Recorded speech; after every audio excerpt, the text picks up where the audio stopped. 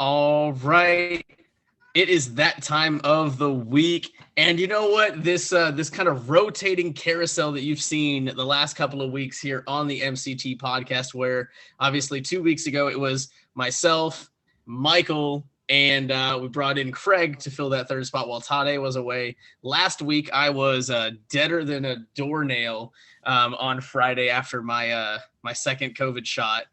So I was completely out of commission. So Michael and Tade stepped up and held the reins up as best as they could without yours truly on. And this week, due to technical difficulties, it is going to be just me and Tade. As you can see, Michael is having some internet issues, unfortunately, at his house, unable to stay connected to the call. So he has gracefully bowed out of this week's podcast. Let's be honest, it's because he didn't know what he wanted to talk about this week. He didn't have any kind of opinions or thoughts or anything. No, I mean, we have a lot to talk. Yeah, that may be true, but man, this is going to be fun. We've got a lot to get into and I'm really excited to get into it, but let's talk about, I'm going to throw it to you, Tade, so you could talk about your guys' last week's picks, last week's that you guys decided that you guys went with. I want to know what it was because I didn't get a chance to hear them or see them, even though so I missed on mine. We'll just leave it at that. I missed on mine. I picked in Cubs Nationals that game one. It was John Lester's return to Wrigley Field, and I thought the Nationals would take that one, and it was kind of bittersweet to see the Cubs kind of rock Lester for five runs and get that win at Wrigley. So I was wrong. I went with the Nationals, but I was one time where I'm glad to be wrong because it meant my Cubs got a win that they desperately needed. So I lost that one. Tade, what did you guys go with last week? So Michael went with the Brewers over the Royals on Wednesday, and a 3-1 score. He said, "I don't know how that game went because I don't watch baseball." Up on your phone. It looks like that was a 6-4 Royals win over those Brewers. They have been struggling a little bit here recently. So another Michael loss. Another Michael loss. He's 4-11 now on his. That makes me feel so better about my 6-8. I'm not gonna lie. On the other hand, I decided to go with the WNBA. I don't think he's updated his in a couple weeks, by the way. Never mind. You keep going on. What'd you have? Yeah. I went with the WNBA because the season started up for them, and I picked a primetime ABC game, midday game on ABC. Good for them. Right. I decided to go with the Super Team Seattle. They lost a lot of pieces over the summer, but they still have their core starters. Just they don't have the bench, really. Sure. I picked them to go over Las Vegas. Las Vegas, if any of you have gone over and seen their T-Mobile Stadium over by the Strip in Vegas, it's right across from the Raiders Stadium. Raiders Stadium, beautiful. The basketball stadium in Las Vegas, ugly as sin. It is. It's just not good looking on the outside. I can't imagine who thought of designing it like that. It's always interesting to see some interesting stadiums in sports. Not to cut you off, but it's always interesting to see kind of the exterior, I always think, of stadiums, because sometimes the exteriors make a lot of sense. They look really good with what's around them. And then other times they just look like if you took a $10 million mansion and threw it in the middle of the poorest neighborhood, around you. Yeah. Where it looks so like a fish out of water that none of it makes sense. Or just the stadium itself just has no conceptual idea. Like, you don't understand how somebody could be like, this is what I put on paper. And obviously, they're way more creative than you or I will ever be. They put a lot of hard work into building that stadium, but sometimes that end piece just always kind of makes you shake your head. The one that always gets me, and I will preface this by saying I actually really love the interior of the stadium, but the exterior always just kind of leaves me scratching my head. And that's actually the Vikings' new stadium with that big glass exterior, triangle thing that they have. It's just super weird, but the inside is fantastic. State of the art from top to bottom. It looks beautiful. It's very, very nice. Very well done. The exterior just always makes me scratch my head. See, now I have to say mine I hate most real quick. San Francisco 49ers new stadium in Santa Clara, California. So not Candlestick Park. Yeah, not Candlestick Park, the new one they built, because they play, midday California games when the sun is blinding them. And they didn't turn the stadium in a way that the sun doesn't affect them, and they're just staring at the sun in a domeless stadium. Oh no! It's the dumbest thing. But that's hilarious. Yeah, Vegas, that's horrible stadium. I feel like that's one of those things that that makes so much common sense that you might not have thought about it. And all the other things that you're planning when you're planning on the stadium, you probably aren't thinking what direction it's facing in the sun until it's too late. Until you're already oh shit, we're already here. Looks like we need a visor to go over the top of the stadium. Sorry, guys. Oh, that's too funny. But all right, I derailed your train. I'm so sorry for that. What was so you had Seattle and Las Vegas. Who did you have winning that game? I had Seattle winning that game because I'm not a dummy, and I know that they're probably one of, if not the best current and WNBA team out there. So nice. Okay. Easy dub for me. There you go. Hey, the WNBA is off to a strong start. I wish I could pronounce her last name. Sabrina, fill me in. Do you know how to pronounce her last name? No. It's like Iakonska. I'm so sorry if I got that wrong, which I'm sure that I did. But I mean, she's already got a triple double, which is only like the 9th or 10th in WNBA history. Yeah. She hit a game winner in just her third game. That dagger 3 at the buzzer over our Indiana Fever, actually. But how cool that was! So much fun. It's been a good, I think, couple of weeks so far for the WNBA. Just another sport, I think, that's just happy to be back to some kind of normal capacity and on a normal-ish schedule. So very relieved for them, and as I'm sure they are. But you know what? So speaking of basketball, let's switch gears a little bit. Let's talk about that NBA play-in tournament, because part of the reason we're recording today, Saturday night, instead of Friday night, like we usually do, is we wanted to actually push it back a day and wait to see how that final 8 seed game out West played out. And honestly, I'm glad we waited, because it was definitely one worth watching and one worth waiting on. But let's start.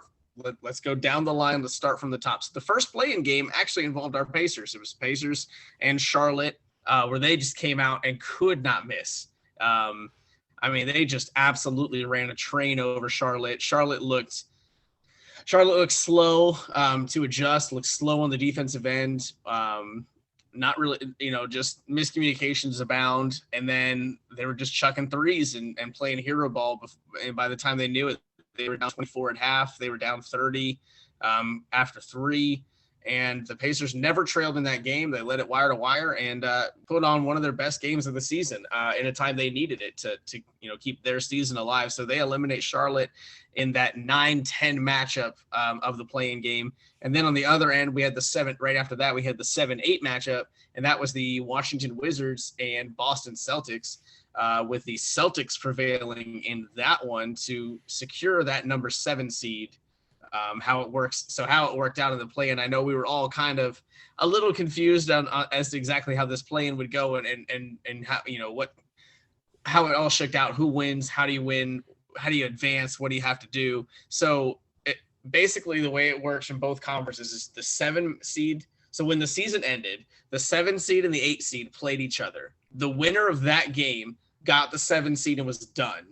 The loser of that game had to then play the winner of the 9-10 matchup for the final 8 seed. And the loser of that 9-10 matchup was obviously also done. So for the Pacers, who were in that 9-10 matchup, they had to go 2-0 to get into the playoffs. So they had to win the 9-10 matchup and then beat whoever they had to play for that 8 seed matchup. So what it ended up being was Pacers and Wizards for that final 8 seed.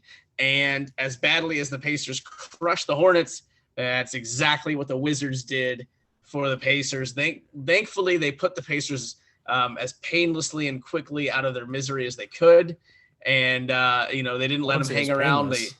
There was a lot of pain. I will give you that. There was definitely some pain associated with it. But at least there was no heartbreak at the end of it. It was just business. And it was at least they took them out back, shot them when they were hurt and took them out cold. They helped us get a better pick than if we had gone to the playoffs. So thanks. And And you know what? And I think we'll talk more about it here in a bit. But as myself and a bunch of other Pacers fans, you hope there's prevailing hope that maybe that loss, especially that bad of a loss to end the season, is the end of the new Nate experiment, if you will.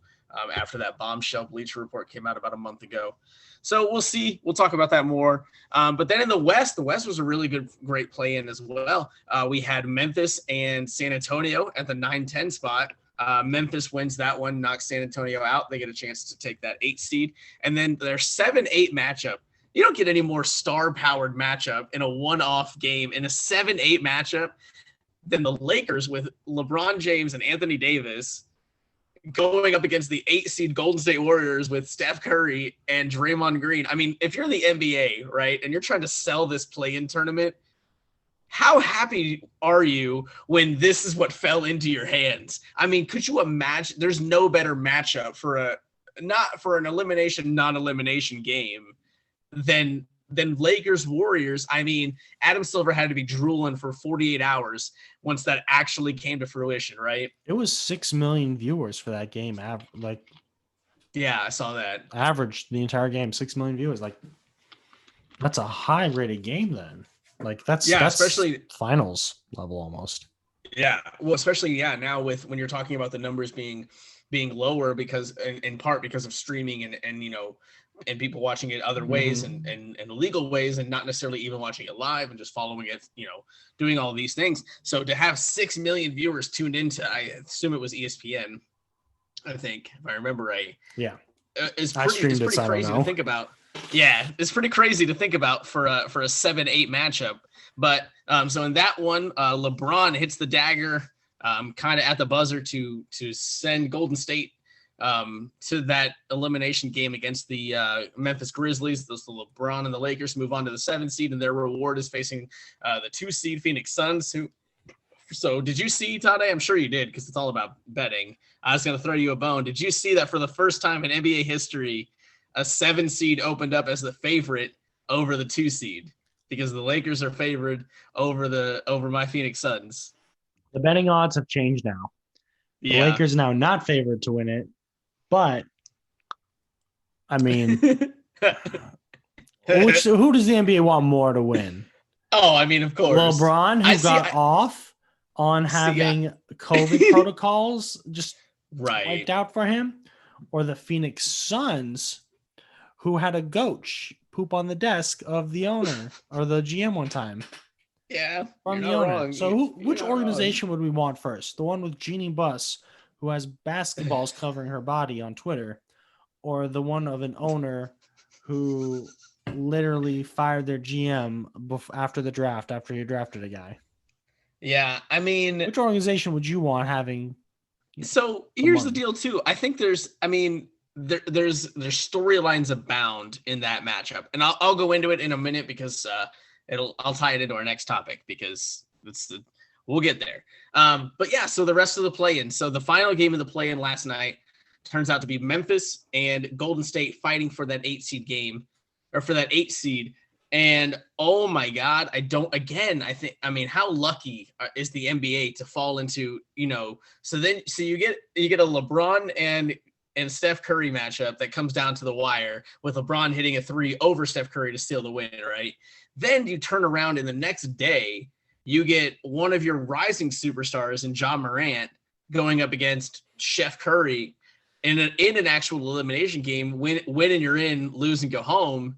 I mean, you're talking NFL. You got to think about it. You're talking MLB wild card, you know, elimination games kind of storylines. You're talking NFL playoff storylines when you have these one-off games like this do or die elimination game, which is exactly what they wanted from the play-in. So they got this matchup, and man, did it give them everything they wanted. We ended up going to overtime, and in overtime, up 3, Ja Morant with the shot clock winding down with just a few seconds left on the clock, hits the D'Angelo Russell ice in his veins, clutches hell shot right in the paint, popped up and hit a 10-footer. And the best part of that shot, if you watch it, I'm pretty sure you can see all of his bench explode in excitement and cheer before that shot goes in. Everybody knew he got that shot off so clean that like thing was done. And so I mean, John Morant hits the shot of his very young and very promising career to send Memphis to clinch that 8 seed. And so they're facing now, they get a 1-8 matchup with Utah. So that's going to be a lot of fun as well. So overall, Tade, I know I just talked a lot. Tade, how did you think the play-in tournament went for the NBA as a whole? First off, I want to point out, every time you say John Morant, I think of the baby giraffe that was named after him in the Memphis Zoo, Jaw Giraffe. So that's what I keep thinking about every time you say John Morant. I'm sorry, John. So you think about that giraffe was just adorable. Think about the fact that John Morant was probably, think about when he hit that shot last night, right? He was probably about as tall. We'll try to tie this together for you. He was probably as tall at his release as Jaw Giraffe is. He was probably like right there at the neck level when he's just like, he put that perfect little kiss on it. And he could have been tapping the giraffe's head right there. He's been like, hey, I'm just going to win this game real quick. Oh, you're such a good giraffe. I don't know when the last time you saw a baby giraffe was, Chris, but that's about the height they are. So you're right. That's what I'm saying. The Fort Wayne Zoo, they have baby giraffes all the time because those giraffes, for some reason, have babies all the time. And you can. What else are they going to do? What else are they going to do in captivity? They run just chilling. It's a big area chilling. They can go. It's a big area. Yeah, they do. They run free, then they get tired, and then the only thing they can do, man, and get it on. I'm so sorry they don't have tablets to keep them busy. They probably turn on like nature exhibits or something on them for TV. You should be sorry. I don't know how they would feel. How would giraffes feel about? How would animals feel about watching like the Animal Channel and seeing like other? What if they watch the NBA for players that are like animal names like Jaw Giraffe? What if Jaw Giraffe is a fan of John Morant? Would it be better? Would it be better if he was a fan or wasn't a fan of John Morant? If they're like, we named Jaw Giraffe after John Morant, he's so excited, and he's sitting there like, I can't stand that. Beep, beep, beep. I can't stand that. I like De'Aaron Fox more. He gets the booty. Unlike Alonzo Ball. That was hilarious. Remember that was when that was like a rivalry, Lonzo Ball and De'Aaron Fox, and now it's not. Well, because one player is still pretty successful, and one player is just kind of there. Yeah, but I think the play-in was good. Going back to things. Sure. Yes. Let's do that. I like to point out the Pacers had both the most incredible play-in victory and also the most incredible play-in defeat. You know what? It was a perfect microcosm of this completely inconsistent season. I thought about it and I was like, it is an absolutely perfect little nugget to perfectly encapsulate the 2020-2021 Pacers season, where they show off, where you get to see a game where like, oh man, if all of these pieces get healthy, they play together, they play at their top level, like this is what they can do. And then 24 hours later, you're like, oh yeah, but this is what they actually are. Like it's such a, it was, to me, it was perfect. To me, it was absolutely perfect of this season. We played them like 3 times, like the last 25 games. How did you not have a plan for the Wizards? Double team Russ or double team Beal. There's no one else on the team that can do anything. New Nate's not a very good coach. I'm sorry. Hey. I was excited for him, but double the offense, 0 defense. Yeah, but I mean, like, but I thought the play-in was an absolute roaring success. From top to bottom, I think the NBA is happy with it. I hope in general the fans were happy with it because I think it did put out a good product, and it did allude itself to some upsets, some things like that. In the East, we saw the teams that were the 7-8 seed when the season ended up securing that spot and staying there as the 7 and 8. Because Boston was the 7, that's why they had home court over Washington. They held home court and secured that 7 seed. Washington loses that one, has to play the do or die game, and they proved that they were the 8th best team in the East by beating the Pacers and getting that 8 seed. And then you go out west where you had some upsets with Memphis beating San Antonio and then Memphis beating Golden State to leapfrog them and take that 8 seed. So I think it was good.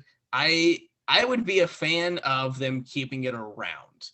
I think Now it might be harder to implement when you're already talking. It's kind of like baseball, where you're already talking eight. Yeah, when you're talking 82 regular season games, then leading into a play-in tournament, then leading into the playoffs, you're asking a lot of your guys. And especially if you have a season like this, where the Lakers, who are obviously star-studded, they're the reigning champs for a reason, they are not the 7th best team in the West, but they got marred by injuries to LeBron James and Anthony Davis. They both missed a combined probably like 60 games this year. So they tumble all the way to the 7 seed because the West is just so stacked. So it's interesting. I do think they probably need to tweak it a little bit. I don't know exactly how you tweak it. I don't know if. Well, they have to just tweak it so like it's less games apart at least. So it's like you have to be really competitive and really close to trying to get that seed. That then you can play. I wouldn't want, not like if you're like 5 games back.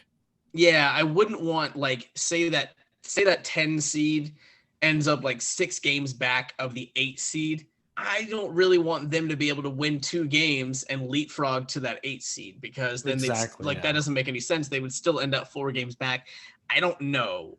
But also, if you have a dedicated play-in tournament where you say, hey, this is what it is, the 7, 8, 9, and 10 are going to duke it out regardless of record, then it is what it is. I don't know. It's interesting. It's definitely something to keep our eye on as it goes forward. We also have to call it the wild card.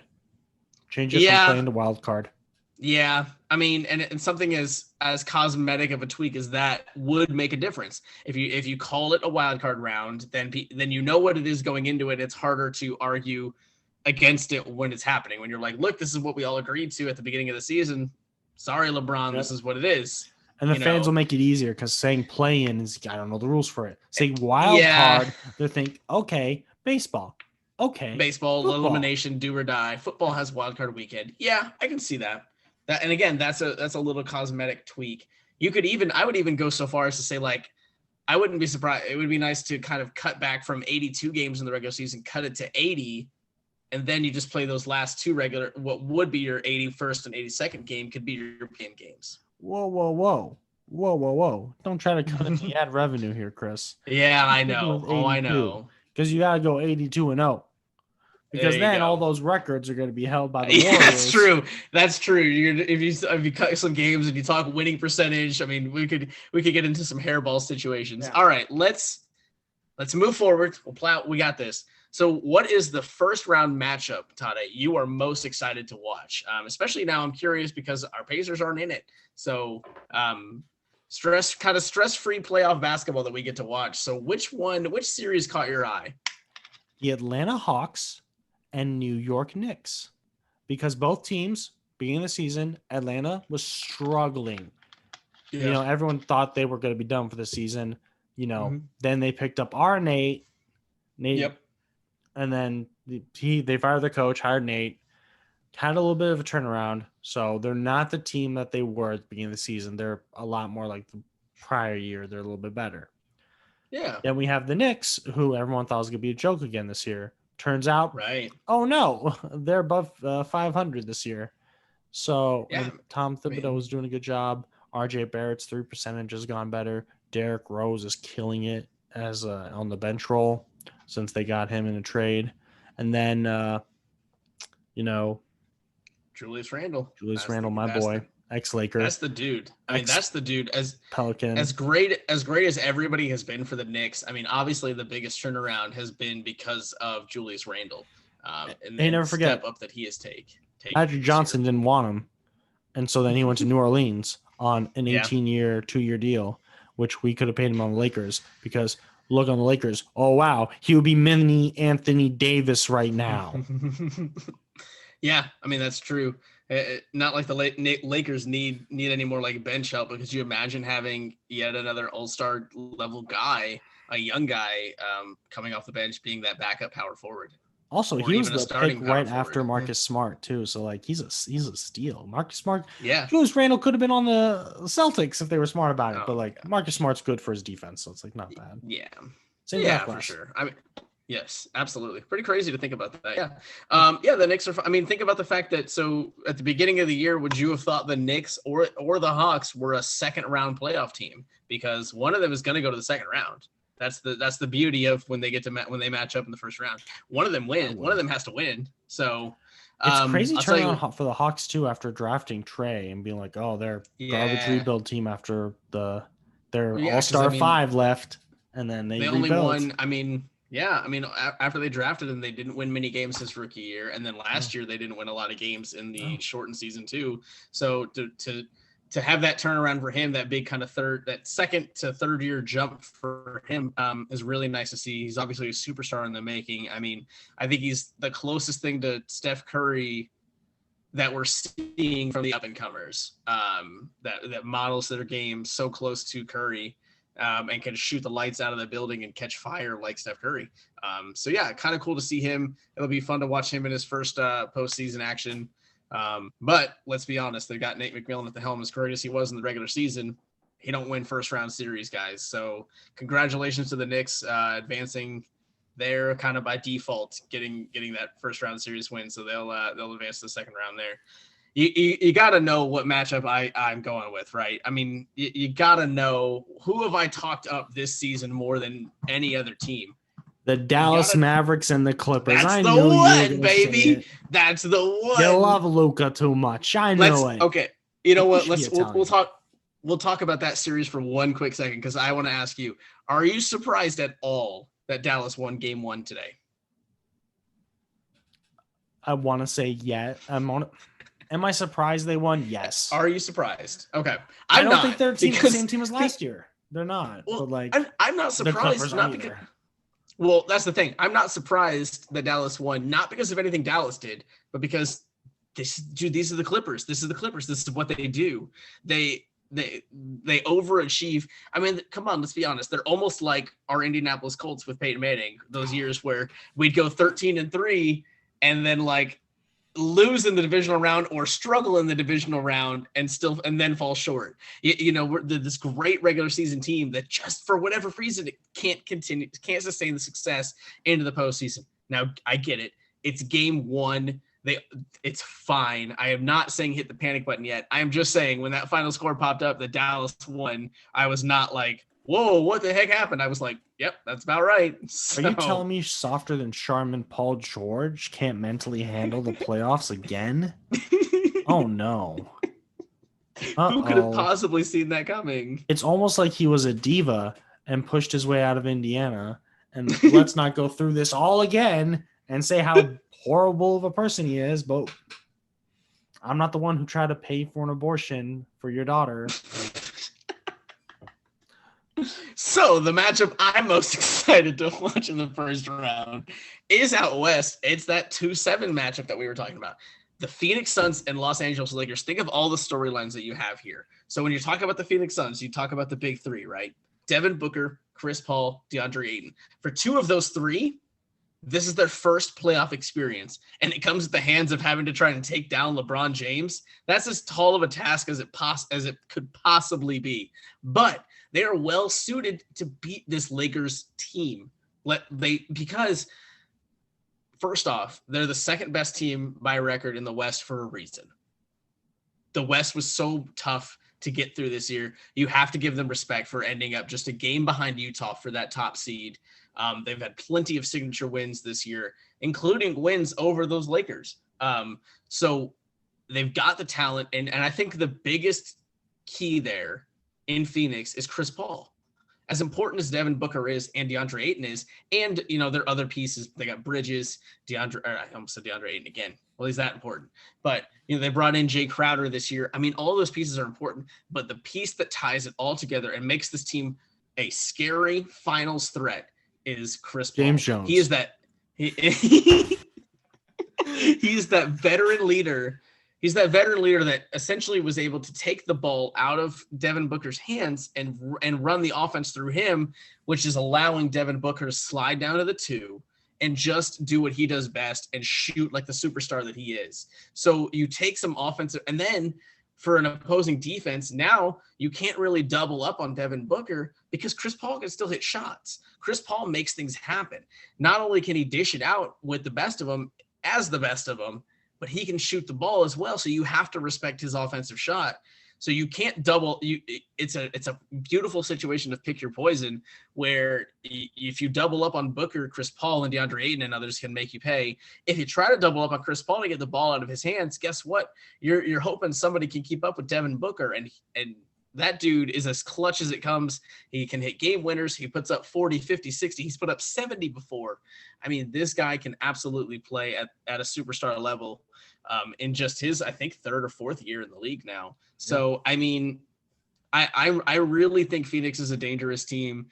And then if they can get over Los Angeles, think about the level of confidence that team's going to be playing at heading into whatever second round they're going to. If they take down LeBron, I mean, the sky's the limit at that point. LeBron and Anthony Davis. So it's going to be a fun matchup. And then, yeah, there's storylines abound. I know I just went through all the Phoenix ones. Again, on the Lakers ones, it's pretty easy. They're the reigning champs. You've got LeBron and AD coming back healthy, you hope, from their long injuries that kept them sidelined for a while.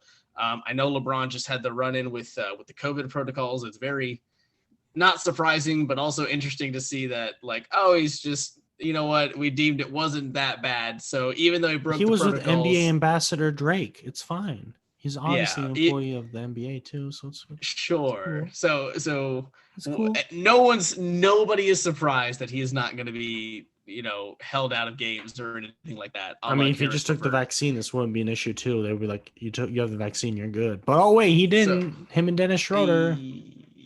So yeah, it was very interesting storyline to break down. Like I said, no one in their right mind is surprised that the NBA is not gonna hold LeBron out for a playoff game, at least one or two, like whatever. Everyone knew that wasn't gonna happen. But LeVert was out. So yeah, it's interesting. We won't get into all that. We obviously don't know all the situations and the factors around it. It is just definitely interesting to see in the matter of 1 week. You have two similar but different situations where they kind of did, they went one way for one player and went the other way for the other player. So it's interesting. We'll leave it at that. But I'm still excited to see that matchup. I really do think the Suns are going to come through.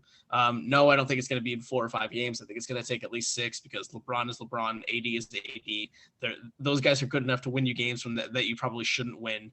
And let's be honest, LeBron doesn't get swept.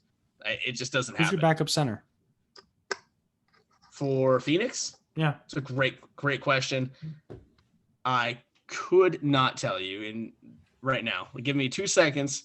I'll use the smartphone of mine to come up with that answer and act like I knew. Because here's my thinking about it. So you have Anthony Davis and LeBron James as your top 2 scorers, obviously, on the Lakers. However, on the Lakers, they have depth at center with Marc Gasol, Montrezl Harrell, and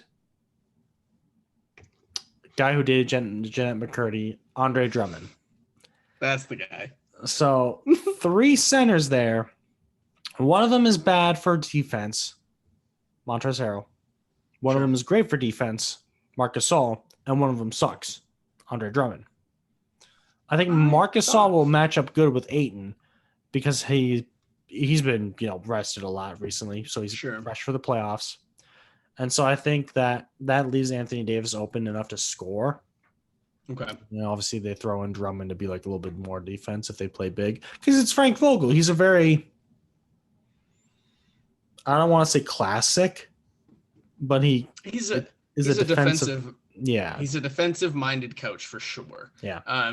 He absolutely, I mean, all it takes is going back and watching any footage of his Pacers-led squad for those 5 or so years that he was the head coach here. That it was all about winning with defense. It was we're gonna score, but scoring was secondary. It was way more important to stop the other team from scoring, and that's how we're gonna win games. So yeah, I mean, I'm sure that mindset. Obviously, he has better offensive pieces in LA than he probably ever had here in Indy, but the mindset I think is still there. That hey, we're still going to win with hard-fought defense, even though we're in the Western Conference where, it's all about scoring it really out here most of the time. So, yeah. Doesn't have Andre Drummond on the team, though, because he sucks. Looks like Frank Kaminsky is the Suns' backup center. Oh yeah, I forgot he's on the squad now. That's right. They picked him up. We were talking about it at work the other day, and no one pulled it up. And I was like, I want to say Frank Kaminsky's down there. Yeah, because they didn't sign him in Charlotte. Yeah. And also former Purdue standout E'Twaun Moore is there in Phoenix. Oh, I know E'Twaun Moore went to Purdue. He had a game winner over the Spurs that last week of the regular season to help Phoenix stay at the 2 spot.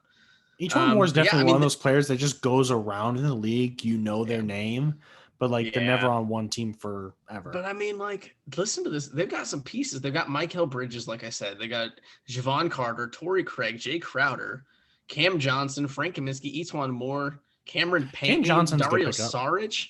They have Dario Saric. I mean, they've got a lot of pieces. Dario. Dude, this is a team. I'm just saying, I've said it all year, and why would I change now? Do not sleep on this team. It's a very, very good team. All right, so with the wrap up,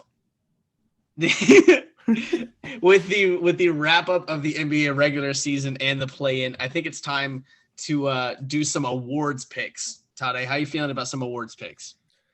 Oh, I think we're gonna easily agree on almost all of these, Chris.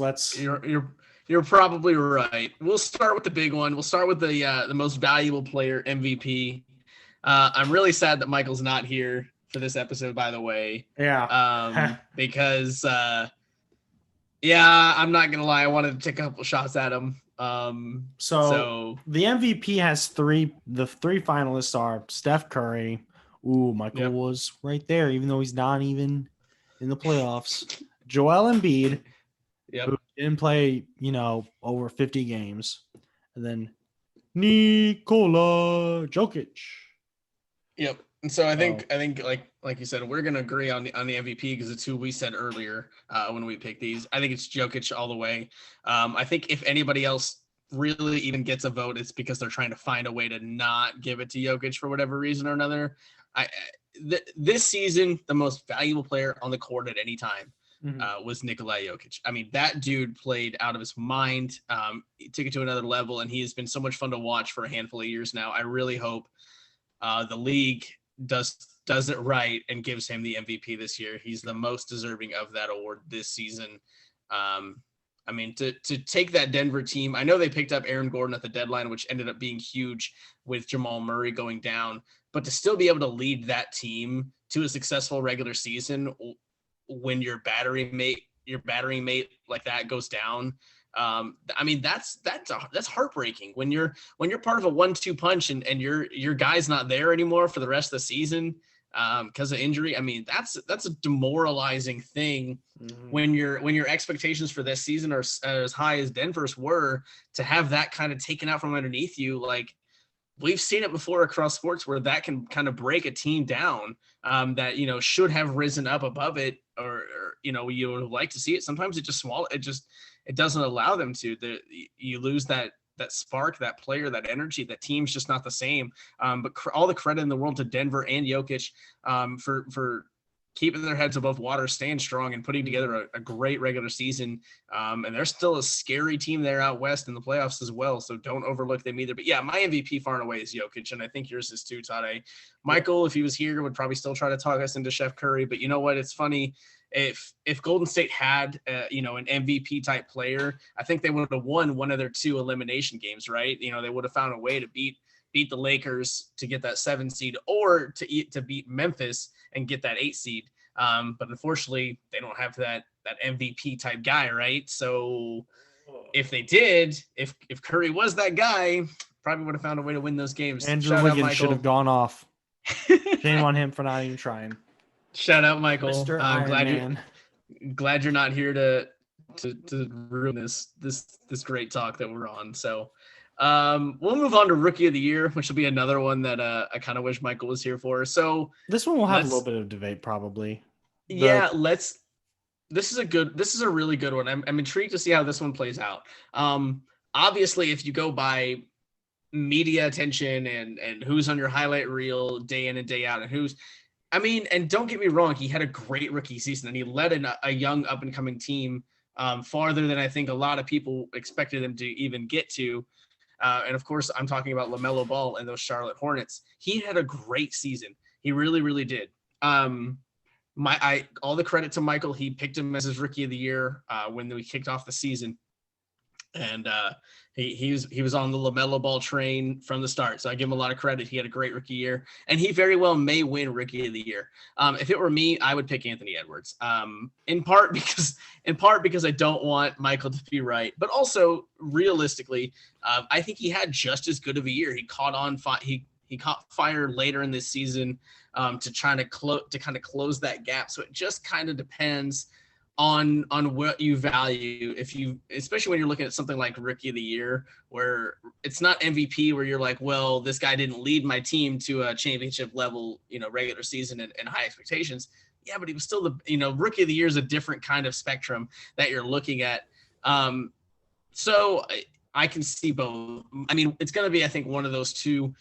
It's kind of hard to know who it is. If it were me, I would give it to Anthony Edwards, though. Chris, who's the third finalist? Do you know his name? Oh, I actually don't know who the third finalist is. Who's the third finalist? Wow. Tyrese Halliburton. It is shameful, Chris, that you don't even know who this kid is. Is he in Oklahoma City? No, he's in Sacramento. Who would even care? Like, obviously he hasn't done much. It's Sacramento. They were crap this year. I mean, these other two teams weren't, something to be special, but like, yeah, Tyrese didn't make that much of an impact, obviously, if like missed the play. I mean, he helped Sacramento keep that streak alive of missing the playoffs for 15 straight years. Exactly. So, like they had a losing streak for a while that was pretty bad, which I mean, you can also blame that on Luke Walton for not being that good of a coach. Great assistant, great player. Shocker. You mean the guy that led one of the greatest teams we've ever seen on a court to one of the greatest records of all time isn't a great coach in and of himself? You mean the team that I could have led to that exact same win-loss record? Because I would have been like, hey, Steph, shoot the ball. Nailed it. Got it, buddy. Like, seriously, Clay, pick that one up. That literally got him a job with the Lakers because Jeannie Buss saw him and was like, I need that man on my team. Oh, yeah. I mean, dude, it still is a reason. That's a reason it's part of a reason he will get any job that he's going to get going forward. Because he's got that on think about it. He's got that on his resume forever. That never goes away. Yep. And all it takes, just like a draft pick, just like a free agent, all it takes is one team. All it takes is one team to believe in him and give him another shot. So it's Sacramento again because they kept him around for another year next year. Yep. I mean, kudos to him. I'm always for people getting their money, whether it's players, coaches, whatever. Yeah, but he already has his money. He already has his rings. He's fine. I mean, I know. But hey, if he wants to coach and somebody wants to let him coach, fine. Oh. More power to you. Yeah, but no, I agree with Anthony Edwards, though. I think like he's had better stretches over this entire year. You could have said LaMelo Ball once LaMelo Ball got out when he was hurt with his wrist. But like after that, Anthony Edwards didn't slow down. He just kept getting better. Like, oh my goodness, he's way better than anything Andrew Wiggins was for Minnesota. So like, that's a great, like, no one knew who was going to be the first pick anyway. This entire draft, it's like, it was James Wiseman, LaMelo Ball, Anthony Edwards. Which I feel like we heard about Wiseman. Edwards. I don't know how his season ended up, but I feel like we heard about him for those first couple of months, and then like I don't think I heard his name. It was mostly that he was struggling. The Warriors were like, Steve Kerr's like, he's a rookie. He literally didn't do anything in college because he got suspended. Yep. This is him learning. It's fine. He's going to be Exactly. Yeah. And I hope there aren't fans out there already willing to call him like a bust or anything, because that's just insane. Like you said, this is not only is this year one of his NBA career, but like you said, it's kind of year one of his college career too, because he didn't play in college. So imagine trying to learn how to play at NBA game speed with no college experience by playing against NBA veterans all year. Like I don't care how good you are. You're not going to come in year one fresh off the sidelines and drop 20 and 20. Like, you're just not going to do it. No one's going to do it. So interesting. Most improved player. I don't even know. Do they have finalists? I will tell you the three finalists. Please do. The first one, Jermaine Grant on Detroit Pistons. Oh, okay. Yeah. Okay. Number 2, Michael Porter Jr., Denver Nuggets. Very nice. Okay. Number 3, Julius Randle, New York Knicks. Hey. This is tough a little bit. That's a tough one. Yeah. I think it's going to be between MPJ, Michael Porter Jr., and Julius Randle. Yeah. My nod is going to, I mean, just because you're not talking comeback player of the year like you do in the NFL, you're talking most improved. I'm going to say it's Julius Randle of those three, because Julius Randle, if you look at the numbers from what he's done in his, even if you look at his career and then look at this year, the leap that he took this year is fantastic. It was just huge.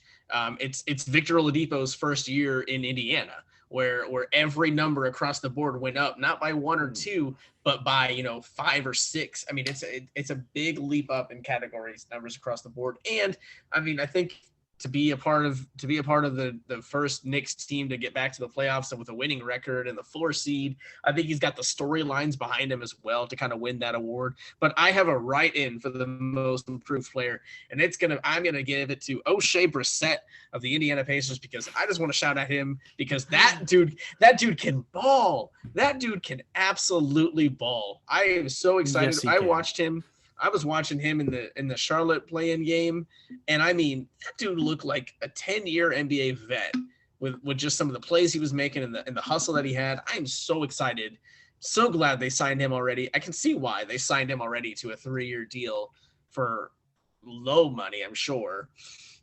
So yeah, I just wanted to talk, but I just wanted to give him a shout out, because I think he had a great. I mean, imagine just bouncing around, and you get basically one chance. You get a couple of games to kind of show your worth, on a struggling Pacers team, and then to come out and shine bright enough for the front office to recognize you right away and give you a 3-year deal. I mean, it doesn't get any better than that. Rings and everything aside and all that, but on an individual level. Just imagine the level of grind and dedication and work that he had to put in to get to that point, and then for the front office to immediately say, like, "Yep, I see you, I value you. Here's your contract. We're not BSing you. Here's your contract. 3 years, man. You did it. You earned it. Sign on the dotted line. Let's get this done." And he did. So super excited for him to see him in a full season next year, and all that stuff. But yeah, realistically, I think the most improved, I'm going to give it to Julius Randle. See, in my opinion, I think Michael Porter Jr. Obviously he dropped in the draft because of his back injury. So Denver got a steal on him. So he had the skill set always. I mean, he was regarded as a number 1 pick before his back injury. Like, I mean, it's not like he was regarded as a first rounder or even a lottery pick or a top 5 guy. I mean, he was going to be the guy. He was number 1 across the board, if I remember right, on the draft boards. Yeah. And then he had that big back injury. He can only play a handful of games in college. And then it was kind of like, he's still hurt. We don't really know what's going to happen with him. We don't know what's going on. So yeah, it's been a hell of a story and a journey for MPJ to this point, for sure. Yeah, but like Denver has so many good people on that team. You can say they're making him better because they take away pressure from him and he can score then for them. Whereas Julius Randle,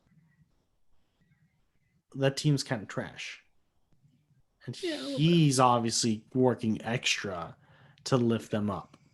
So I'll give it to Julius Randle because of just his usage that they've made him do this year compared to last year, because, new head coach and everything. So Julius Randle also, I'm on you with that side. Let's head over then. We got a couple more different categories here. Yeah, we'll speed through these ones. We got 2 more. We got 3 more technically. So let's go defensive player of the year. We have Rudy Gobert, Draymond Green, and Ben Simmons. Personally, for me, I think it's between really Rudy Gobert and Ben Simmons. They don't give it to really guards, The last guard to get it was what? Kawhi, technically? Sure. I think Kawhi was last guard. I could not tell you. So I think Kawhi was last guard to get Defensive Player of the Year, which was like 2013. He got it. Well, yeah, and you got to think he was probably listed as a guard forward. But anyway, yeah, you're probably right. Especially so is Ben Simmons. He's a guard forward. It's not like he's a true guard. Yeah. He's not like it's Chris Paul. Or they just put him on the sheet. Okay, you're gonna be point guard, buddy. Yeah. You're too big. Yeah. You're more like a power forward, Yeah. but you'll be Magic Johnson. It's good. Yep. I mean, No. I think for Defensive Player of the Year, yeah. Who did you go with? I'd say Ben Simmons over Rudy Gobert. I'm I don't know disrespect to Rudy Gobert. He's on the 1 seed. Obviously, he's doing well, but so is Ben Simmons. So is Ben Simmons. He won it. It's probably. I mean, yeah, it's gonna be one of those two, and I think just kind of by default, I think it's gonna go to Gobert. Like you said, he's won it before, so I think he's the easier choice. He's a center. They love defensive centers. Right. Man, it makes me really wish that Miles Turner didn't get hurt and could have played all year, because I don't know if he still would have done it, but he would have had a much stronger case to at least be one of the finalists, and then you never know. He'd take Draymond's spot, that's for sure. Yeah, and that's Draymond. I don't get why Draymond's on there. The Warriors aren't known for their defense. Because you got to get three. Because you have to get 3 finalists on there. True. Who else? I mean, who's number 4 then? Like, who do you, like, if it's not Draymond, who are you clamoring for? That's the thing. I can't even tell you who I want on there. Like, I don't know. I'm not gonna lie. It would be interesting. Yeah, the NBA is so Drew Holiday. offensively fine. The NBA is so offensively minded. I would so much rather them, instead of doing Defensive Player of the Year. Could you imagine if they just did Offensive Player of the Year instead? Like, just cut this award out? Because, like, dude, no, I'm sorry, but like, this is the award I think that nobody cares about. Nobody cares about Defensive Player of the Year. No. People care more about 6-man and Coach of the Year, which is what we're going to talk about next. Yeah, I think, than Defensive Player of the Year. So Agreed. It is what it is. It is what it is. It's just the way the NBA is. Defense is important, but it's not nearly as valued as offense. So I think they should get with the times and swap it. Just get rid of it altogether. So 6-man year now. Who you got? We got Jordan Clarkson, Joe Ingles, teammates, and then Derrick Rose. Jordan Clarkson's got to win it. He's been top dog 6-man of the year on the number 1 team in the league. He's going to win it. Joe Ingles, I don't know why he's on there too. Like, why do you have 2 men on the same team for 6-man of the year? That's how the Clippers did it every single year.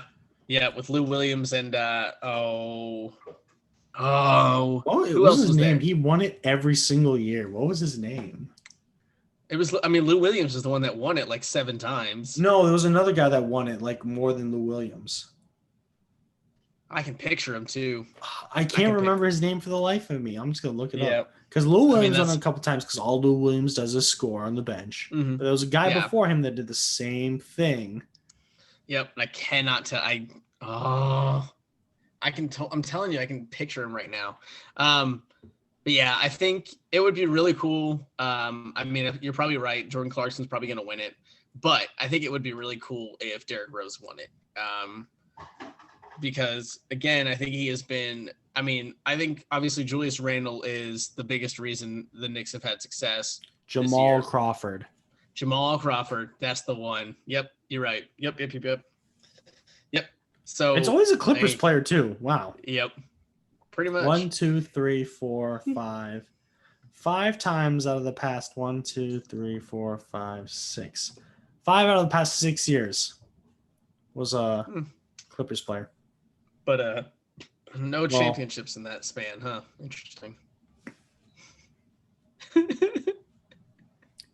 They ain't known for that. That's for sure. No banners there. They can hang some banners for 6-man of the year awards though. Hey! Don't ever talk about J.R. Smith or James Harden like that again. Former 6-man of the year winners. Wow, Lamar Odom won 6-man of the year right before James Harden won it. Jeez, what a and time. the person before Lamar Odom, Jamal Crawford in 2000. Yeah, it was 2010. Yeah, it was. My goodness. So yeah. I think Jordan Clarkson will win it. I would love to see Derrick Rose win it. I think who legitimately should have been at least in the conversation for 6-man of the year also is TJ McConnell for the Pacers. I mean, the dude basically led the league in steals coming off the bench. I mean, he was just absolutely what you want out of a 6-man. He was that guy leading that second unit every single night, had the most energy that we probably saw from a guy in a Pacers uniform or a Pacers jersey all year. Outside of O'Shea Brissett and guys like that that were playing for them, playing for the team, obviously, but playing for their own livelihoods and their own contracts and things like that. But yeah, I think legitimately TJ McConnell should have been in the conversation. He, like I said, he kind of had the numbers to back it up too. When you lead the league in a category, that's an easy kind of way to shoehorn yourself into one of these conversations. I mean, hell, let's be honest. That's the only reason Miles Turner is ever in the conversation for Defensive Player of the Year is because of his blocks. Even though he's a great defender all around, he gets recognized mostly for his legitimate blocks and not just being, the defensive pillar that he is.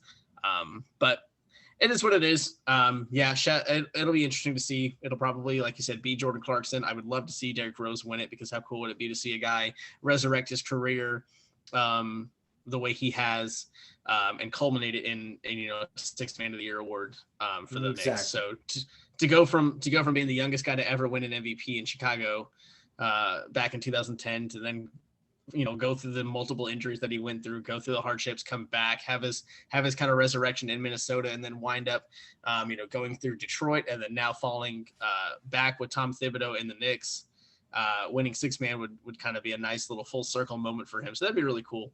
Our final category, is Coach of the Year.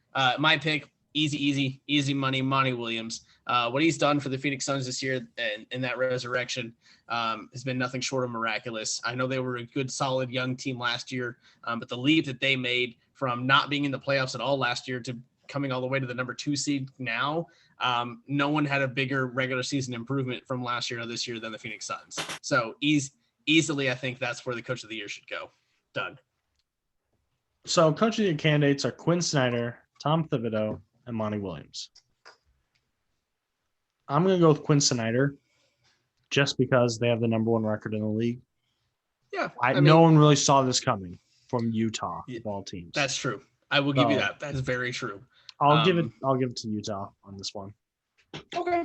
I mean, look at it. They have 2 people as Sixth Man of the Year candidates. They have a Defensive Player of the Year candidate. And then they have Donovan Mitchell, who just has a cool nickname. You can't beat that. True. And I mean, and at one point, Donovan Mitchell was an MVP in the MVP talks as well. So he obviously had a great individual year. Not to say that he dropped off or anything, but he had a great individual year. Let Utah have this, Chris. It's boring in Utah. Let them have it. I mean, I'll tell you this. I am not going to be sad if any of those 3 win it. I think there are legitimate reasons and storylines for all 3 of those coaches to win it. Like I mentioned for Monty Williams, to be able to take his team from not being in the playoffs to the number 2 seed in the West in a very, very tough Western Conference is nothing short of miraculous. But on the same side of the coin, if I can use that same logic for why Quinn Snyder should get it and taking what was just a solid playoff team in Utah, taking them to the best record in the NBA without really adding any pieces this year. They didn't really change a whole lot roster-wise, so coaching and adjustments, I think, took a bigger key there in Utah. And also, again, Tom Thibodeau resurrecting the Knicks. I mean, that's worthy of attention in and of itself. Resurrecting a team that has been in the dumps since 2013, getting them all the way to the number 4 seed in the East, and with a back in the playoffs and everything like that. Yeah, absolutely. I don't think that's one where I'm going to be upset if Monty Williams doesn't win it. I think those 3 are all deserving for their own reasons. Again, being personal, I'd take Monty Williams, but realistically, I completely understand why we have those 3 finalists. I think that is probably, how about this? I think that's the closest 3-person race that we have in the awards race is for Coach of the Year. Everything else is either a 1 or a 2-man race. And most of them I don't think are really close, even with a 2-man race. So yeah, I think Coach of the Year will be interesting to see. All right, Tade, I know you don't want to do this. I wish Michael was here to help alleviate a little bit of this, but we are going to do an MLB update because that's what we got to do. So the biggest storyline in the last, I'd say 7 days now, I am so ready. And I wish Michael was here because I know he is just as livid and furious about this once again coming up as I am. And I'm going to get myself set. Yeah, I love old heads. That's for sure. So, okay. So we all knew, we're going to just listen.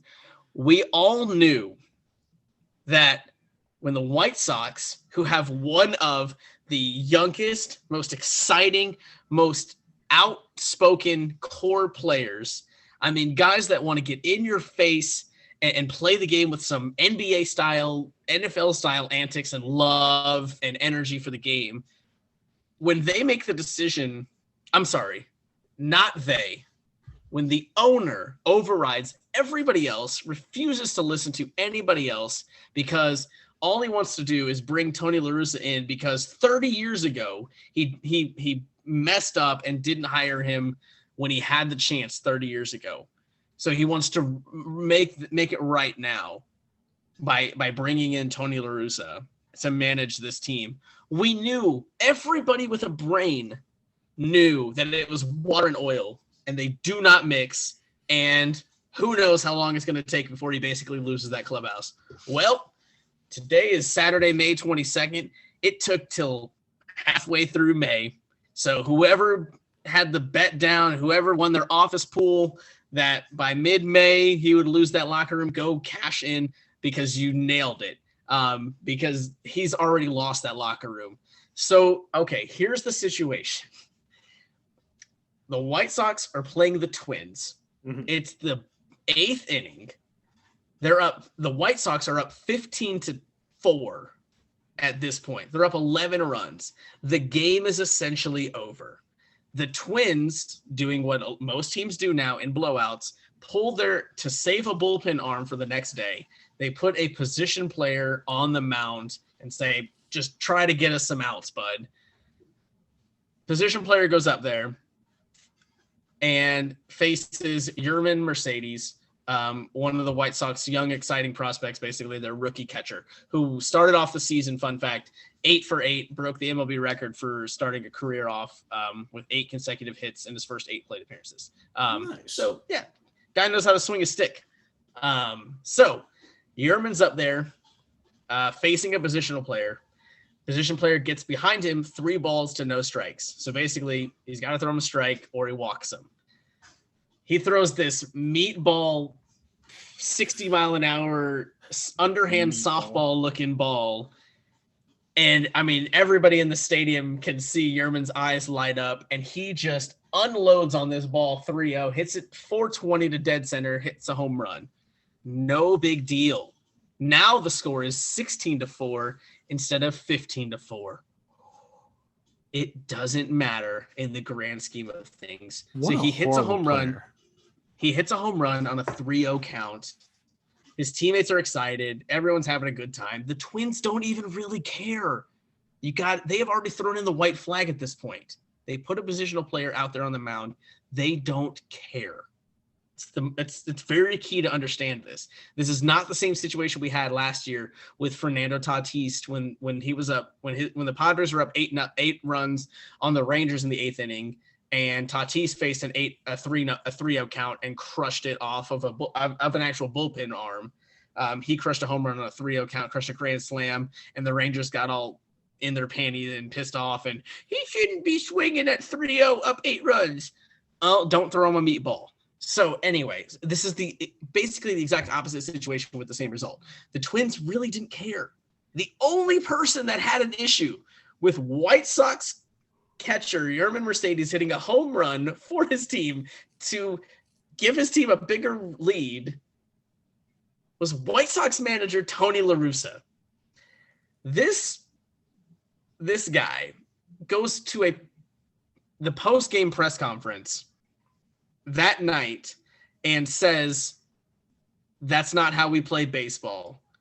Yermin made a mistake. He will be punished for this mistake. From within, internally, we will handle it. He will be punished. The manager of a Major League Baseball team just came out and publicly said, I'm punishing one of my players for hitting a home run in a game. Just think about that for a second. The thing that people also need to realize about baseball and why it's part of one of the things that it's no, he just hit the damn ball. It doesn't even matter. Yeah, I mean, at this point, he should have. I mean, he's not gonna make anybody else more upset if he had bat flipped it at this point. So the thing too that people need to realize about baseball and why this is a different mindset even than the NFL or any other sport. There is no clock on baseball. There is nothing besides the other team there's nothing preventing the Twins from somehow, some way scraping together 13 runs in the bottom of the 8th inning and making that a ball game to where that 1-run home run might actually matter. So basically it's not the same as in like football when a team's up 30 with a minute to go and they're still passing the ball. Like obviously with a minute left, there's just no time for the other team to come back. Mm-hmm.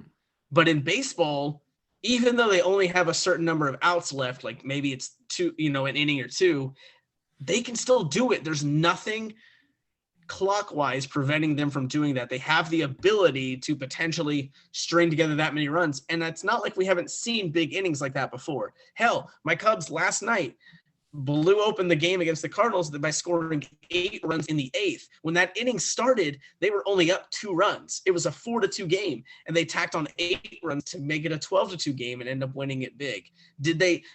Is anybody going to get mad at them for continuing to pile on in the top of the 8th inning? No. You're trying to secure a win because you don't know. So as easily as the Cubs scored 8 runs in the top of the inning, what's theoretically stopping the Cardinals from scoring 7, 8, or 9 in the bottom and making it right back to where it was?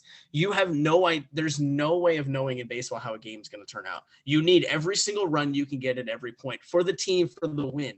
Also, on the other side of things, baseball contracts are actually stat driven. So there is an arbitration process where teams, and you have an arbitrator sit there and look at a player's statistical performance and decide how much money he is worth and what the team has to pay him for that contract. So you're damn right. Every single home run, every single hit, every single run that is tallied, scored, and calculated and is necessary for that dude's contract. Talking about Yermin Mercedes specifically, this is a dude who spent 10 years in the minors to get to this stage. You're damn right. I want him up there swinging at every goddamn meatball that he gets to crush that ball over the fence because he has earned his spot up in the major leagues. And if you have a damn problem with it, then you need to put a bullpen arm out there to try to shut him down. Don't throw your first baseman out there who is just lobbing 60-mile-an-hour meatballs and get behind him 3-0. Don't do it. Who cares? And if you know what, if that's what the Twins are willing to do, then they need to also accept the consequences of that. And you know what? They did. They didn't care. It was Tony freaking La Russa, who again is one of those guys that's stuck in this old 1960s way we play baseball. And I'm sorry, but screw that. It's 2021. The MLB sits here and posts all these highlights on social media and has all these hashtags that are let the kids play and do all this. And you're showing bat flips and MLB The Show 21's cover is Fernando Tatis. And he's the actual cover of the game. Give me 1 second. This is why baseball's no fun. Oh, I don't actually have the cover because I spent extra money. I have the Steelbook version. I apologize, which is still beautiful. It's Jackie Robinson. It's fantastic. But the standard edition cover of MLB The Show 21 features Fernando Tatis in the middle of a freaking bat flip. So they're using all of these exciting moments to push their sport when then you still have these old head managers and front office people who are like, that's not the way we play the game. Yes, it is. It is today. It may not have been 50 years ago when you guys last paid attention. You weren't asleep at the damn wheel and milk cost you a nickel. But guess what? Today, that is exactly how baseball needs to be played. Record into this, Chris. What are you doing? Oh, yeah, wait, you should. Okay. He's a head coach. He's a manager. Because he's a damn manager. And then also, so that's just the first half of the story. So that happens night 1. So game 2. So the next day, because baseball is played in a series, the Twins and White Sox play each other again right after this. And so the Twins relief pitcher in the 7th inning, I want to say Matt Duffy, but for some reason I'm not 100% confident in that name, comes out there and is essentially told, by his manager, like, hey, we got to hit this guy because that's the way baseball's played. He hurt our feelings. We have to hit him with a 95-mile-an-hour fastball to the side because then he'll learn. Anyway, Yeah, make it make sense to me. All right, I make it make sense. But so anyway, so he doesn't actually hit Yerman Mercedes. He throws behind him, and Yerman gets out of the way, looks at the pitcher, and is like, "What the hell's going on?" The pitcher's kind of like, "It slipped." No one thought it slipped. The umpires get together, throw the pitcher out of the game, say, "We're not doing that. We're not doing that BS tonight. We're done with this." Like, all right, you threw at him once, you're done.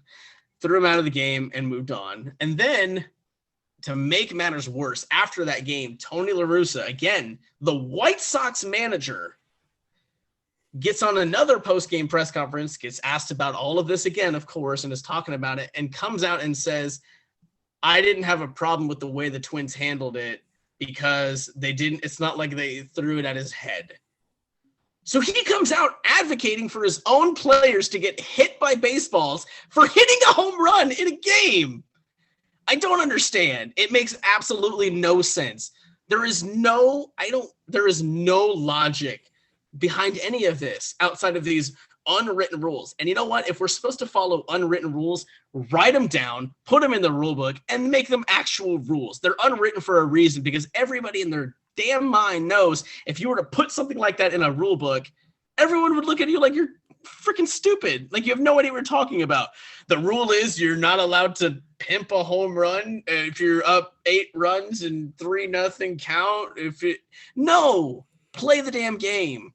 Play the damn game. If you don't want guys hit people intentionally with the support of the team that I'm hitting. Yeah, and that's that's always been the most ridiculous thing in my mind of this, is you're talking about grown men, you're grown adults, professional athletes getting their feelings hurt, and the way they retaliate is, I have the right to throw a 95-mile-an-hour rock at you at your body with no protection. That's my right, because you hit one of your 25 home runs that you'll hit in a 6-month span off of me. How dare you? It's ridiculous. It's never made any sense to me. And this is the cherry on top of it all that makes absolutely no sense, that these old heads need to get out of this game, need to get out of the way. They're stunting the growth of this game. They're wondering why viewership is down, why nobody thinks baseball is fun. If you haven't loved it for 20 years, you're not getting into this game now. It's not bringing in any new people. And this is why.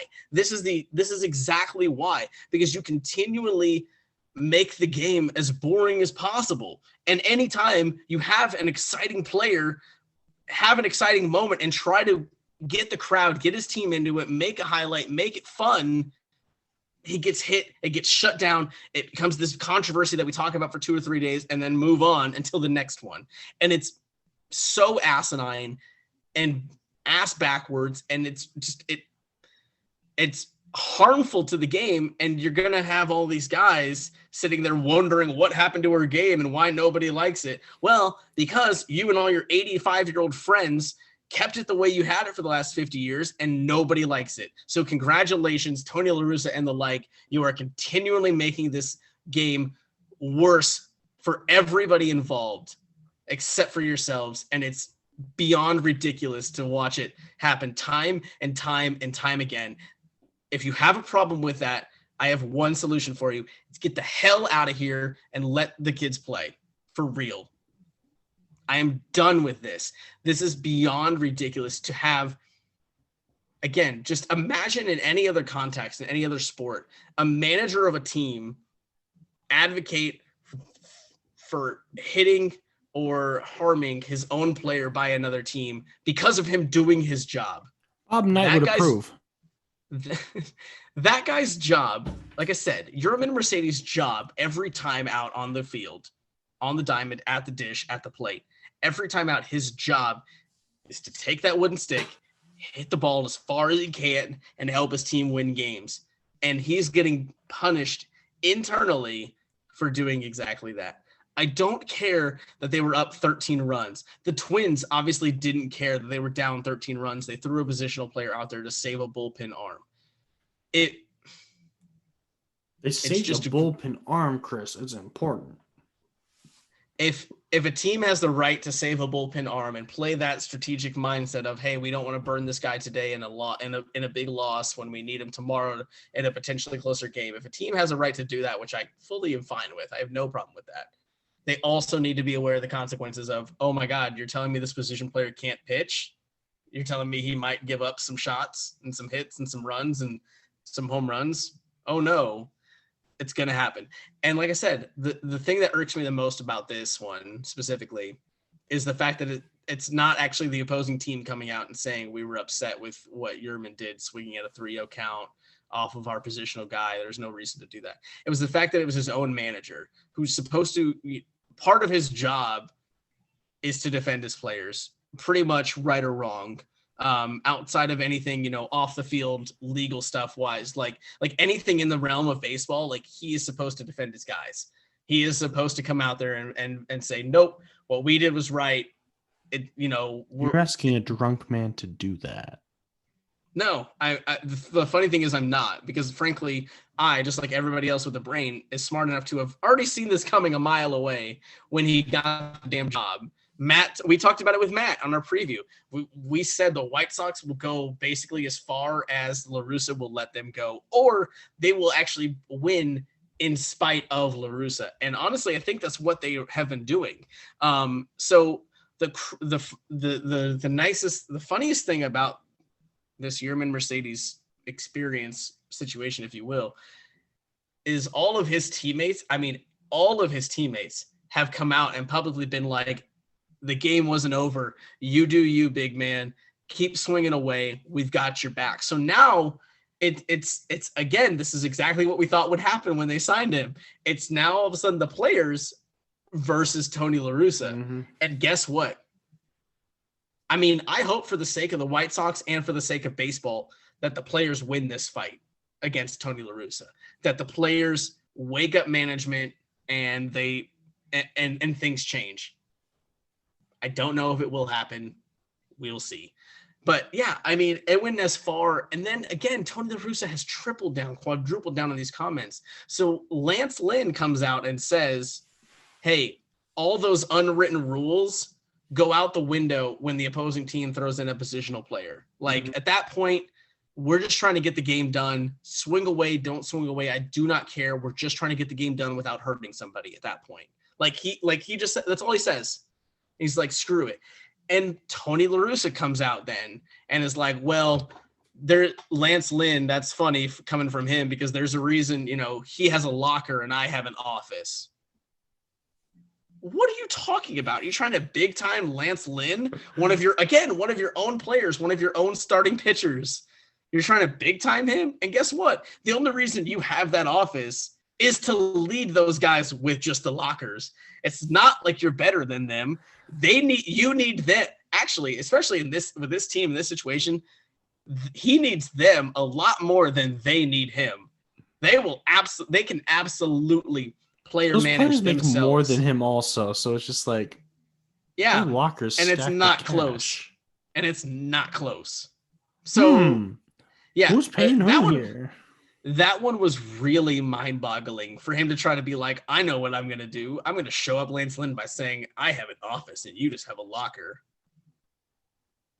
Like okay. Cool, you're not the GM. The GM has an office above you.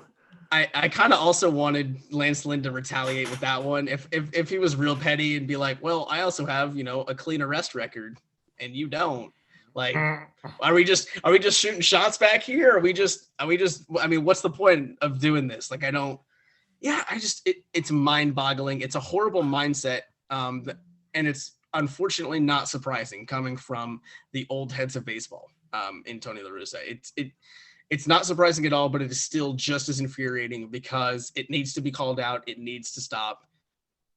It needs to stop. If this game is going to grow the way they want it to grow and bring in these younger generation and have these young, far superior athletes come in and play this game and play and make it exciting for fans to come and watch, then all these old heads are going to have to turn over in their graves and suck it up and get used to the way baseball is being played now, because you know what? It's not stopping. These guys are not going to stop doing what they're doing. They're not going to stop bat flipping. They are not going to stop being excited in big moments and showing up the others. There's no, they're not going to stop, and they shouldn't. They have every right to get excited when they make a play. I'm so tired of seeing people criticize batters for pimping a home run or bat flipping and watching a big home run. But at the same time, get excited to watch their pitcher strike out, get out of a jam in the eighth or ninth inning and get a big strikeout and throw and flex his arms and throw his fist in the air and scream. I've literally seen this past week a pitcher let out a scream at the top of his lungs on the mound for getting a strikeout to end an inning. And you know what? I'm here for it. I love that emotion from my pitchers. I really do. But I also consistently love that same emotion from my batters. I have never understood why it's more acceptable to let the pitcher get excited about a strikeout, but not let a batter get excited about a home run, especially because at the end of the day, which one of those two things is harder? It's hitting a home run. Striking somebody out is not easy by any means, but it is a hell of a lot easier than hitting a home run. Like hitting a round object with another round object over 400 feet, the direction you want to hit it, is a lot harder than missing 3 times and striking out. So it's been one of the most mind-boggling things, generally speaking, in baseball since I've started watching the sport 20 years ago. That has made no sense and keeps cropping itself up, and you keep having these discussions and these controversies. And this one is just obviously the latest, but it's one of the most infuriating ones because it's one of the few times that I have seen a team's manager not defend his player and come out and be the one that's advocating against what his player did, saying that he's going to punish a player. He's not upset with the Twins throwing at him, that he sees no problem with that. It just further shows that backwards ass mindset that Tony La Russa is in, and others like him. He's obviously not the only one that thinks like this, across the country.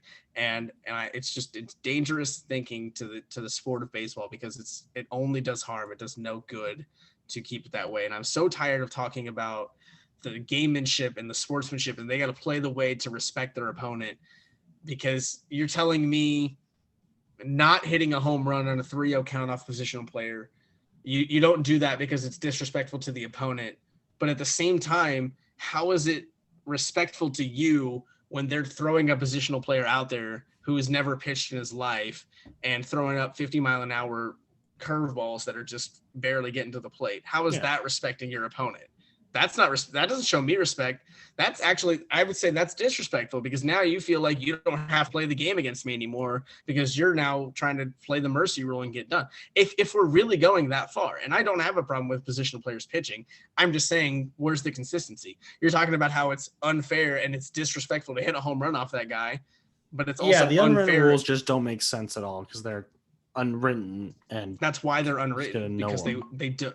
They're unwritten because they don't make any sense. If you were to actually put it down on paper, nobody would read those and be like, that makes sense. That's absolutely the same rule as, a fly ball that gets caught on the warning track is an out. Yep, that makes as much sense as that. No, it doesn't. It really, really doesn't. So thank you for letting me spiel about that for, good Lord, who knows how long. I've been holding on to that one for a few days now, and I know Michael has as well. Don't be surprised if next week when we get Michael back on, if he wants to get back to this conversation. He's going to want to, let's face it. I'm sure he will, because we definitely will have more to talk about with this situation, I'm sure, because let's also be honest, I'm sure Tony La Russa is not done running his damn mouth about it. So I mean, all the players are tweeting about it too, and then delete their tweets. And it's like, oh, I still have control of the locker room. It's fine in here.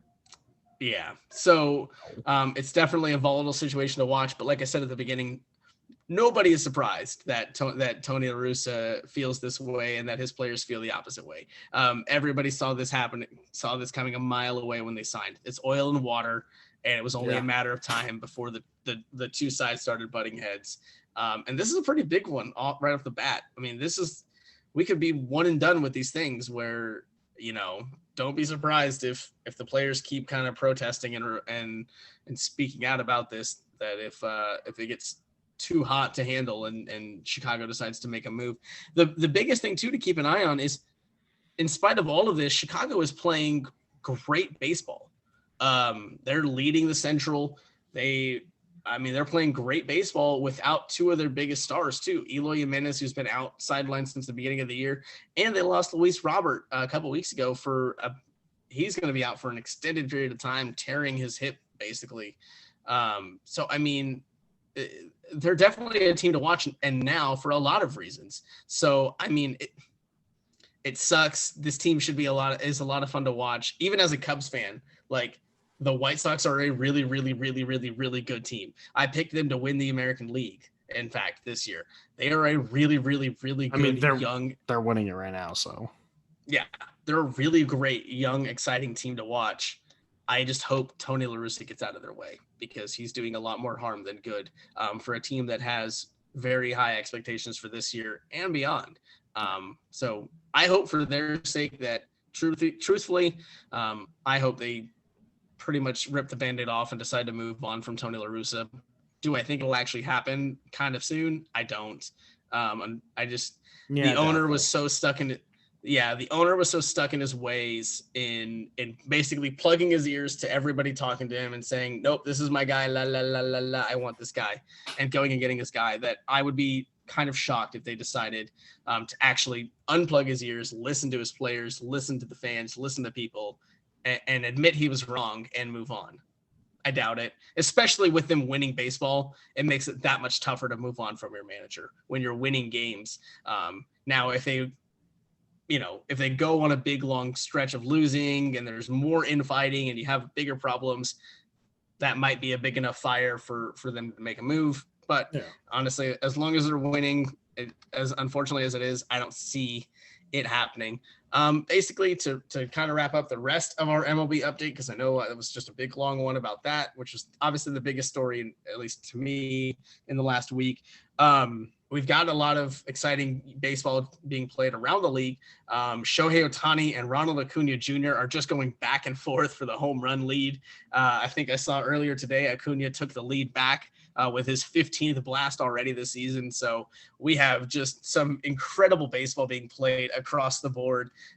Mike Trout is injured. He's going to be out for probably a few weeks, which is really unfortunate.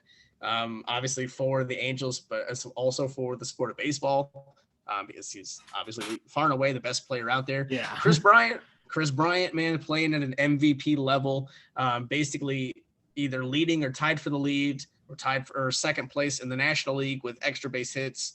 And he has more than double the second highest player on the Cubs roster. Last I looked, he had like 24 extra base hits, and the second place on the Cubs had 12. So he is playing at an MVP level. But, the weird, horrible thing about the business side of baseball, and especially when it comes to my Cubs, who want to cry poor, even though they're the third richest franchise in baseball, those renovations outside the stadium and buying up all the land and property is expensive now.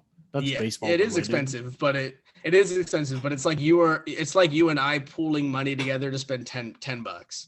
Like, we'd gather it up and spend it, but we would still be fine.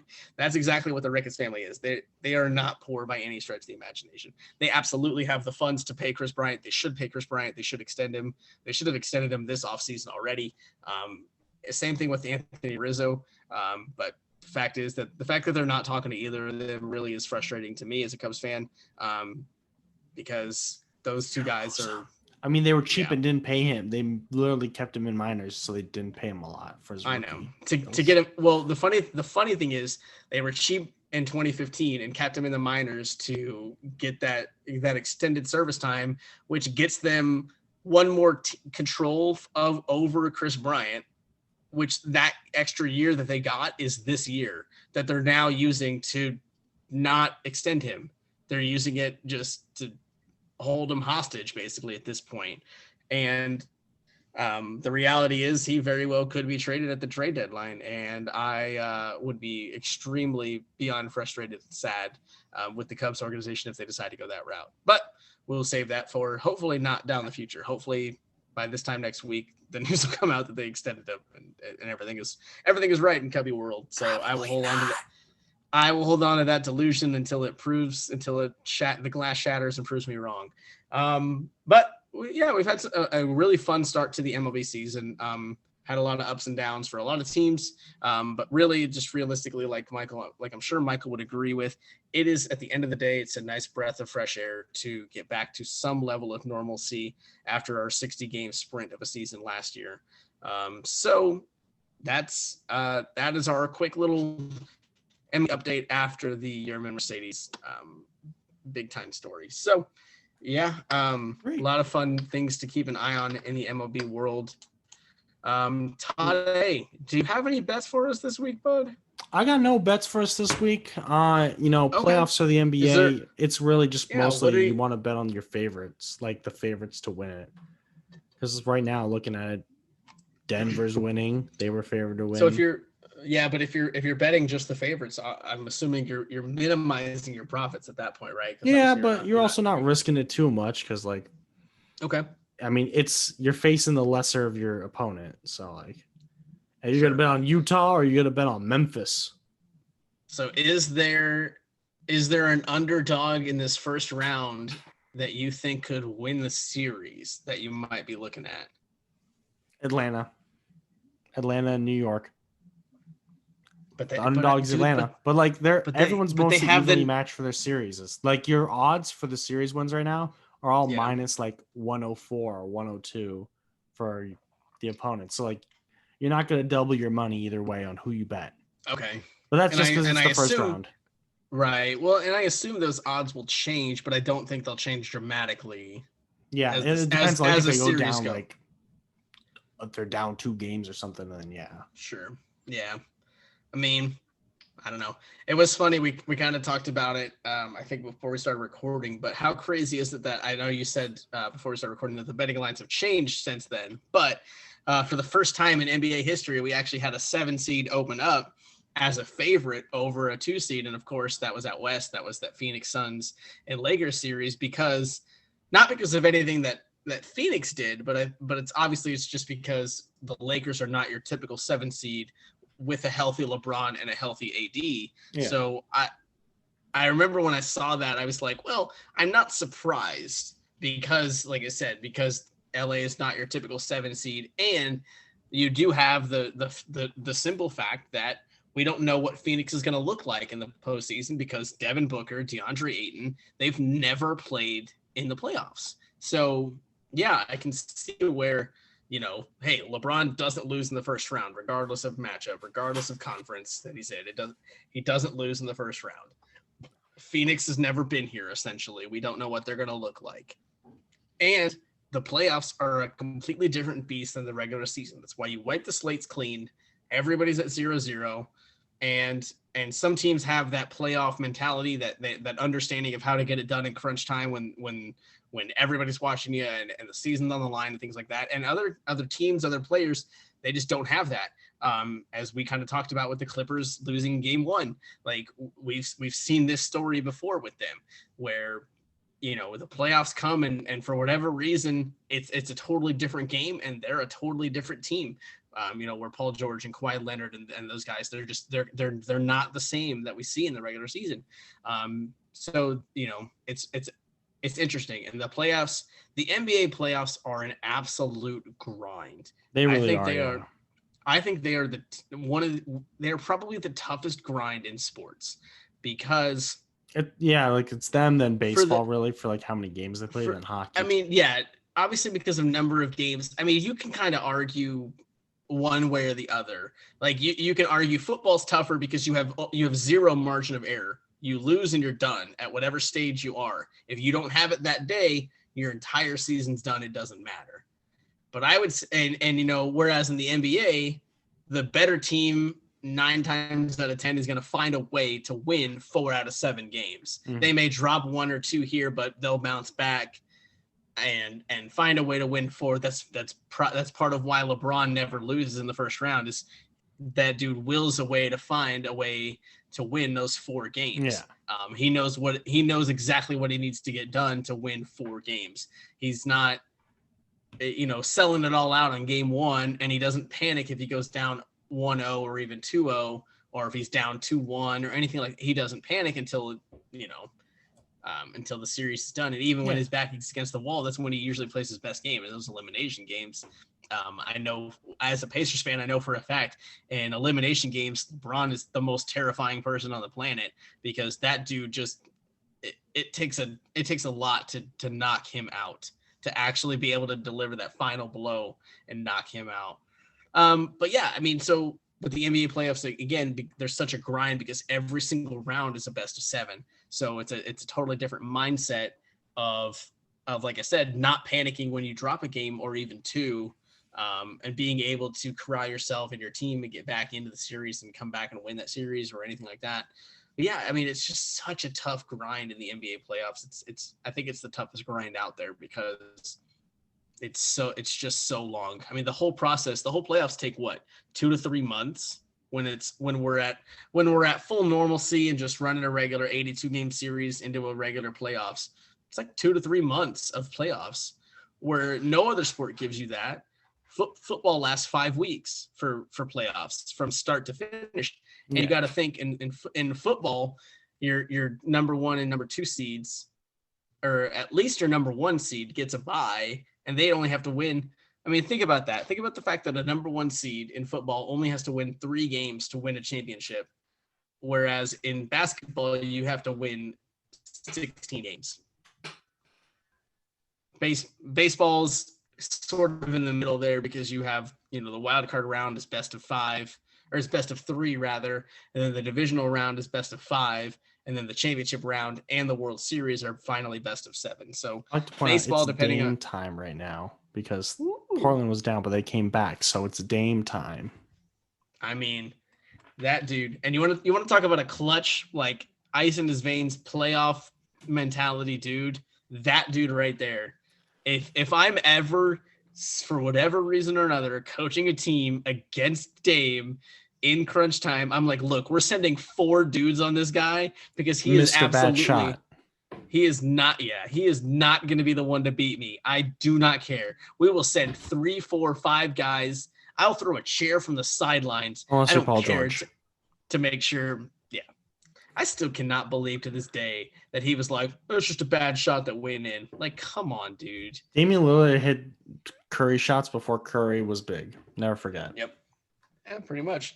That first shot he hit against Houston back in the day, I'll never forget that one. The game winner? With 0.3 seconds left, or was it 0.7 seconds left? Either way, it was less than a second left. He hit it at the buzzer. Yeah. Buzzer went back off. when LaMarcus Aldridge was still there. And then now he's out of the league. Yeah, but I actually think that shot he hit over Paul George was a tougher and more iconic shot for Dame's career. I think that's the one that really kind of solidified. No, I still go with that 0.3 second shot. You can't go wrong with either of them. They're both because that won them the series. Shots. I mean, the other one. So did the Paul George one. But that was like when they had a drought a little bit. I mean, yeah, that was Portland's first series win in who knows, in a while. It was that was definitely. That's why I was like, I think that series was bigger for Portland as a franchise, but I think specifically for Damian Lillard, that was the one. That Paul George one was the one where like, oh, dude, everyone knows you're about to take this shot. You've got LA's best or second best defender closing in on you. You're 35 feet out, and you just goddamn drained it. It was when he was on OKC still. It was when PG was on OKC. Yeah. It was because Russell Westbrook and him were beefing during that game. That's right. So definitely then OKC's best defender coming at you, closing it down. And to playoff to just and to just be able to nail that shot, and then obviously you have the iconic memes that were made out of it and the screenshots and everything. I think that's why I think that moment encapsulates, like, at least for me, when I think Damian Lillard, like, that's what I think first and foremost. Yeah. I mean, obviously he's got his Dame time. You've made it, by the way, when at one of your games there is video proof of like an 80-plus-year-old grandma watching you shoot a shot, and before it goes in, watching her going like this, her actually doing Dame time before a game winner goes in. Like, you made it when you have something cool like that, when you have a backstory like that. So, I mean, it's crazy. All right, let's wrap this one up. We've had a lot of fun, but my head's kind of, I got everything out that I needed to get out, so I'm a little drained. Good, at the moment. good. Let's give them our picks of the week then. We don't have Michael's. So we got a surprise on that one. So you go ahead and tell me your pick of the week, Tade, and then I'll explain the rest. I got you. Okay. Game 1 Sunday. I'm going to go with Phoenix over the Lakers because, as you said, it was originally the other way around. Lakers were predicted to win. Now they're not predicted to win based on odds from Vegas. But okay, I'm thinking this time, Phoenix comes out strong game 1. Lakers are obviously resting. Phoenix is more well rested now than the Lakers, who just came off a playing game. So and they have to go to Phoenix to play. So travel. So I think Phoenix is just set for this game, come out strong. Okay. All right, I like it. I obviously hope you're right this week. I'm gonna side with you. So we're gonna do something a little interesting for picks of the week this week. Michael and I now have a gentleman's bet for this upcoming weekend. So this Friday through Sunday, my Chicago Cubs have a weekend series against Michael's Cincinnati Reds. Oh boy. So his pick of the week is a Reds series win over my Cubs. My pick of the week is my Cubs get a series win over his Reds. So how we're going to do this, basically, obviously, since it's 3 games, there's no way to split that.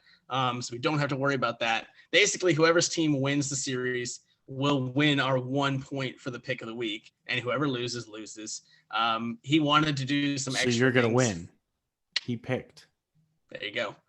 He wanted to do something where, on the next podcast afterwards, if I win, he has to wear Cubs stuff. If I lose, I have to wear some Red stuff. And we may do something like that. I don't know any Reds things, but we'll see.